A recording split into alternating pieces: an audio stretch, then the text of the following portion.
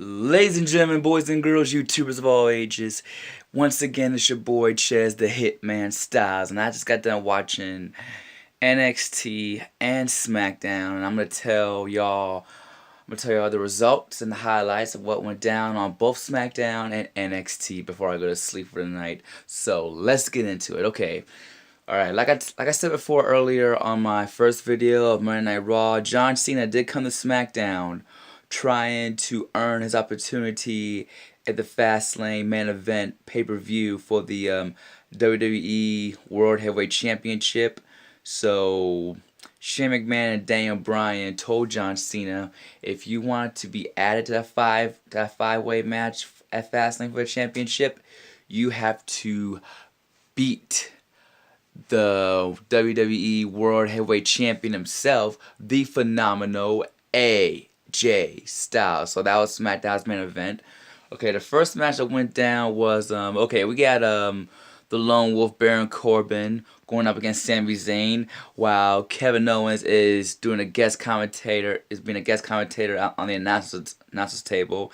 And during the match, we've been seeing Daniel Bryan and Shane McMahon talking about Kevin Owens' broadcasting skills, while Shane McMahon, he's on the hateful side of Kevin Owens' broadcast. Daniel Bryan, he actually likes Kevin Owens' broadcast skills behind the announcers table. And all the stuff that Kevin Owens been saying, I mean, he's been saying nothing but disrespect, been talking about how good Sami Zayn is and all that stuff, which Sami Zayn is good and all, but he's been saying a lot of mean and hateful rational things behind the table, and Daniel Bryan approves of that. I'm like, okay. So anyway, yeah, Shane McMahon and Daniel Bryan, they were watching that match. Shane McMahon went to get some popcorn because it should be entertaining and all. So anyway, during the match, right, it was Baron Corbin against Sami Zayn. Both athletes went back and forth at each other until Dolph Ziggler came from the crowd and did something funny. He super kicked Kevin Owens upside his head. He must have kicked him in the head so hard. I mean, Kevin Owens must have been saying some cuss words, right? He must have been saying some cuss words that no one can hear, because after he got kicked, Kevin was like, "Oh sh." And you didn't hear nothing else, right? But he was holding his head, right? He was saying, "Oh," you know what? My guess, he was probably saying, "Oh shit." He was probably saying something like that. And because of that, Sami Zayn looked back at Kevin Owens, and he saw that he was down on the ground being hurt, and he wanted to know what happened. And then that's when Baron Corbin capitalized, hitting the end of days on Sami Zayn for the 1-2-3. And then while Baron Corbin was in the midst of celebration, Dolph Ziggler was still hiding on the side of the ring. That's when he sprung into action and hit Baron Corbin with the zigzag, letting everyone know, saying, "Hey, it's every man for himself," which is true. So after that,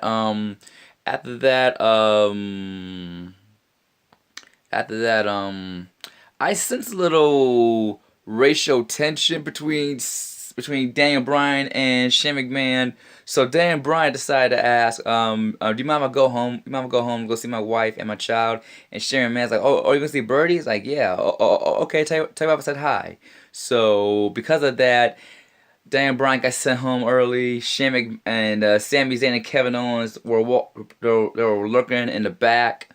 And my guess is that they were probably looking for Daniel Bryan, and Shane McMahon, well, he decided to be as cocky as he is when Sami Zayn asked, Did you see what happened out there?" And Shane McMahon said, "Yep. And to let you know, Daniel Bryan just left, so if you want to catch up to him, go right ahead. Have a good night." And then he said something about, "'cause nobody likes being late for dinner," or something like that. I don't know. But anyway, on to the next match. We have the leader of the Riot Squad, Ruby Riott, going up against Naomi. And Naomi did not come alone. She had backup. She had the assistance of Becky Lynch and Charlotte Flair. And during the match, there was no interference, and neither of the opposite teams fought against one another. Now the match went from start to finish pretty much in a one-on-one until both Naomi and Ruby Riott were outside the ring, and then that's when all six women got into each other's faces and all. I mean, they didn't really do nothing.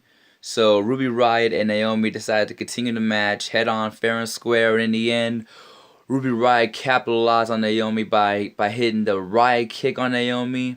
So that means that Ruby Riott did the same thing that Charlotte Flair did when Charlotte Flair beat Liv Morgan and Sarah Logan, and now Ruby Riott defeated Becky Lynch, and now she took out Naomi. So Ruby Riott only has one more person to knock off, and so does Charlotte Flair. That's why those two are gonna face each other at Fastlane for the SmackDown Women's Championship. And we move on to the New Day, revealing that at the Fastlane pay-per-view, they go one-on-one against their most toughest rivals yet, which happens to be the Smackdown Live Tag Team Champs, the Usos. Yeah, the Usos came out, and they reminded everyone saying, there they go again. Now, don't get me wrong, though. I mean, we used to dance. We used to dance around and wear face paint and rainbow colors, looking like Skittles. But that never took us to the next level. See, the Usos are trying to prove once and for all that we belong at WrestleMania. But during the times, as they told us, they've been sidelined. WrestleMania 27, sideline. 28, sideline. 29, 30, 31, 32, 33, sideline. But this year, like they said, it's their time. So Fastlane and WrestleMania, as they're getting ready to say welcome to the Uso, Big E to the microphone and said, 5 years? 5 years? Are you kidding me? 5 years? 5 years, we've been at the top. 5 years, we rushed into the yard and took what was ours. We kicked down doors. We break down doors. We broke bars. And we did not get into the industry. And we did not get into this industry because of our daddies. And in other words, they're talking about the Usos' father, Hall of Famer Rikishi. And they're also talking about how the Usos, while New Day was in WrestleMania matches, they're in the back catering, which were some pretty low blows from the New Day themselves. And right when the New Day was getting ready to end off saying, at Fastlane, we take what's rightfully yours. And we won't be the 2-time, 3-time, not even a 4-time, but we'll be the 5-time WWE SmackDown champions. And then they got into each other's faces and it looked like they were going to brawl. But then you hear the eerie and imitating music of the Bludgeon Brothers. Luke Harper, Eric Rowan came out of the ring. And they was getting ready to step into the ring. And then they paused and they look at their mallets. They're like, okay, you know what? It's 5 of them. There's only 2 of us. So let's pick up these mallets for backup.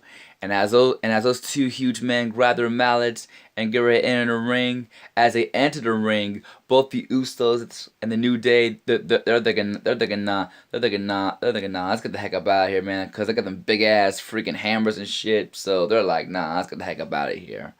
Ain't nobody got time to get hit by no damn hammers. So then the next match we have Eddie English, who's quite a singer, if you ask me. No homo. Quite the singer, and he is an artist. But in his match, oh man, he went one-on-one against another artist who happens to be the 2018 Royal Rumble winner, and that is the King of Strong Style, Shinsuke Nakamura. And of course, I ain't gotta tell you who won because you already know who won. We already know the King of Strong Style hit the King Shasa on Eddie English. So after Nakamura, while he was going to the back after celebrating his win, that's when John Cena came out.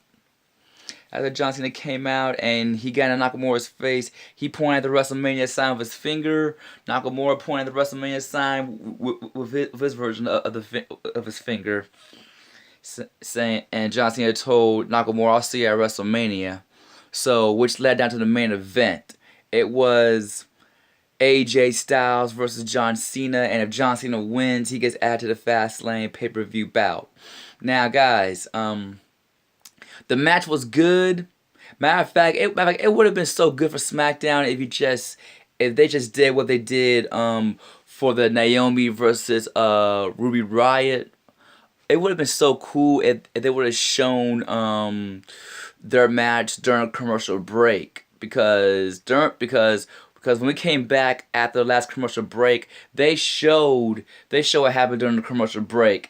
AJ Styles hit the Styles Clash. John Cena kicked out of it. John Cena hit the AA to AJ Styles. AJ Styles kicked out of that. And during the match, I've noticed something about John Cena's little behavior. During the times John Cena kept knocking AJ Styles down, John Cena kept saying, "Stay down, don't get up." He kept saying, "Don't get up. Don't get up." I mean, come on, Cena. I mean, Styles is a tough customer, so pretty much in the match, John Cena, he pretty much doing whatever it takes to make sure he gets added to the Fastlane match. Matter of fact, even AJ Styles, he even hit a phenomenal forearm on John Cena, and John Cena kicked out of that as well. I was like, oh my goodness. And then John Cena hit another AA, head onto his arm, trapped it, transitioned to another AA like he did before at SummerSlam when him and Styles fought. But AJ Styles escaped from it. AJ Styles he escaped from it, and he escaped from it, and John Cena came out to the ring. He tried to short tackle AJ Styles. He moved out of the way, and Cena hit the steel steps. AJ Styles were back in the ring for recover for a little bit, and while the referee was counting, AJ Styles told the referee, "Nah, don't count this match. I don't count him out yet." So he didn't want to win Viva Counter, so he came out to the ring, and he came out towards John Cena, and the moment he walked towards John Cena did another attitude adjustment through the table. John Cena came back in the ring, and John Cena didn't want the referee to wave out the count. Oh no, John Cena was looking to take a count out victory, which I'm like, Cena, really? Man, you must be really desperate to have a WrestleMania on your hands, man. So AJ Styles, he beat the count, and that kind of ticked off John Cena to the point where he tried to go for another attitude adjustment, but AJ Styles capitalized. He countered it, turned it to the calf crusher, but then Cena, using that freakish strength, doing a reverse opposite attitude adjustment, which finally put AJ Styles away for the 1, 2, 3. So now Cena's added to the Fastlane match, which will now be a six-man match for the WWE Championship. And before John Cena got the chance to check on AJ Styles, Kevin Owens and Sami Zayn were marching down to the ring. John Cena, he was catching his breath, getting ready to face them both 2-on-1. Baron Corbin comes into the ring. He comes in. He blindsides Cena. That's when Owens and Sami Zayn marching in the ring. It was pretty much 3-on-2 because AJ Styles, he regained consciousness and he tried to help out Cena. And the fight was pretty much 3-on-2. But then Dolph Ziggler, he decided to be the hero. He comes out. He super kicks Baron Corbin. And he super kicks Sami Zayn, chasing all three guys out, and checking on John Cena, AJ Styles, saying, "You're right, you're right." And we thought that Dolph Ziggler might be becoming a good guy until he blindsided AJ Styles, threw him out of the ring, and he turned around, tried to go after John Cena. John Cena, he wasn't having it, so he gave Dolph Ziggler the attitude adjustment, which pretty much ended SmackDown Live last night. And now let's move on to what happened on NXT. 3 simple matches. First, we kicked off with the Velveteen Dream going up against Tyler Bates. Now that match was hard hitting, and I must say, the Velveteen Dream after he went through his first loss against Alistair Black, he's been getting better and better and better and better. Yeah, he was pretty much on an equal term level. He was on a pretty equal term level with Tyler Bates, shockingly. Now, I want Tyler Bates to win, but the Velveteen Dream turned out to be a technical wrestler, and too clever and too powerful. He pretty much put Tyler Bates away with that purple raindrop elbow drop, which led to the 1, 2, 3. And then what else happened? And then I saw something that I wish I never did see. We took a trip back to what happened on NXT earlier when William Regal was signing Johnny Gargano's termination paper, and the referee, I forgot his name, told Johnny Gargano, "I've known you for 10 years, and I really didn't want to make the 3 count for your match when your career was on the line." And I'm sorry. I really am so sorry. He apologized. Johnny Gargano accepted his apology, shook his hand. So hopefully Johnny Gargano, hopefully he'll come to the main roster. Shoot, hey, it would be a shocker if he came to WrestleMania. That's what I want to see. Matter of fact, you know what? I know I don't watch a lot of kickoff matches, but WrestleMania, yeah, I'm watching kickoff because at the kickoff they're gonna do the traditional Andre the Giant Memorial over the top Royal Rumble thing for the trophy.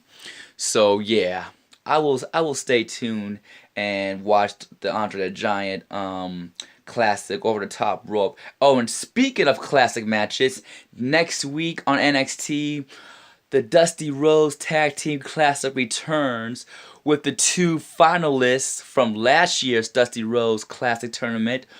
The Office of Pain going up against the team of TM61. I cannot wait to see that next week. So anyway, moving right along, the next match was Cesar Maloney up against Undisputed Era's own Adam Cole, baby. So the match pretty much it didn't really last too much long. It didn't really last that long, because before the match started, Adam Cole picked up the microphone and said, guys, I'm going up against the winner of the future NXT Superstar of the Year, Cesar Maloney. I mean, give it up for him, guys. But Maloney, let me just remind you that the future NXT Superstar belongs with the Undisputed Era. So the Undisputed Era, Bobby Fish tossed Cesar Maloney a Undisputed Era T-shirt. Wanted to know, will you join us? Cesar Maloney took too long, but Adam Cole wasn't waiting, so he blindsided him, gave his partners a high five. I mean, I thought it was an invitation, but it pretty much was a dang trick. But Cesar Maloney, he got back up. He gave Adam Cole a big boot, and he attacked Bobby Fish and Kyle O'Reilly, and that match didn't even last 5 minutes. Adam Cole capitalized with a super kick and the enziguri knee in the back of Cesar Maloney's head, which led to the 1, 2, 3. And now we go on to the main event. We go on to 2 finalists of the Mae Young Classic having a rematch. I'm talking about Shia Blazer going up against Kairi Sane. Man, that match was crazy. And I thought that Shia Blazer was gonna do the same thing to Kairi Sane's left arm like she did to other female competitors in the past, including NXT Women's Champion Ember Moon. But she didn't. The match was on a pretty much equal level. And Kairi Sane tried to hit she did hit the Interceptor Spear. And I wanted her to hit the iconic elbow, but she never got the chance to, because when she tried to, Shia Blazer capitalized with a kick, picked her up for a suplex, and drop her down on her butt and like that clutch move, which dang, I still forgot what that move's called. It's a Samoa Joe Coquina clutch, but I forgot what she calls it. But she pretty much locked it in perfectly. Shia Blazer had no choice but to tap out. And she still had to hold on her for like a few more seconds until Kairi Sane passed out. So at NXT tonight, it was pretty much heels night. Velveteen Dream, Adam Cole, Shia Blazer, 3 heels won their matches tonight. And then Adrani Cialomis came out with his beautiful assistant, Selena Vega, talking about Johnny Gargano's departure on NXT, blah, blah, blah. I don't want to talk about it. But as he was about to leave, you hear Alistair Black's theme song playing. He came through the crowd, came in the ring, stared the champion dead in his eyes, and he had a microphone and was slowly raising it up. And before he got a chance to speak, Sanity's Belfast beast, Killian Dayne, he came from the crowd where Alistair Black came from. He came in the ring, and Alistair Black and Killian Dayne, they squared off. Alistair Black almost connected with the Black Mass spinning roundhouse kick, but Killian Dayne capitalized, hit him with a heavy ass crossbody, which pretty much Killian Dayne reminded Alistair Black, if you want to go for the championship, you got to get past me. So that was an interesting statement between Alistair Black and Killian Dayne. I cannot wait for those two to fight. So guys, there you have it, guys. That's the results of SmackDown and NXT. And I hope you guys enjoyed the video. Thanks for watching it. Hit that like button, hit the subscribe button if you're new to the channel. And also, guys, I'm going to end this off by giving a shout out to Team Guru, Jay Rollins, Jaraj, Angel McCauley, Jimmy, and all my other subscribers out there. Thanks for watching, guys. Thank you so much for keeping my subscribers up to 38. I'm trying to get the 40 subscribers, which will happen tomorrow. And with that being said, guys, I'll give y'all 2 sweet. Bam! You can find me on social media. You can find me on Instagram as Chaz the Hitman Styles, and Facebook as well, same name. And you can find me on Twitter as Hitman Styles 1, even though I'm not the Phenomenal 1. That title belongs to the Phenomenal AJ Styles. So that being said, guys, thank you guys for watching this video. I appreciate you guys, and well, that's it. Peace, and God bless y'all. Too sweet. Bam.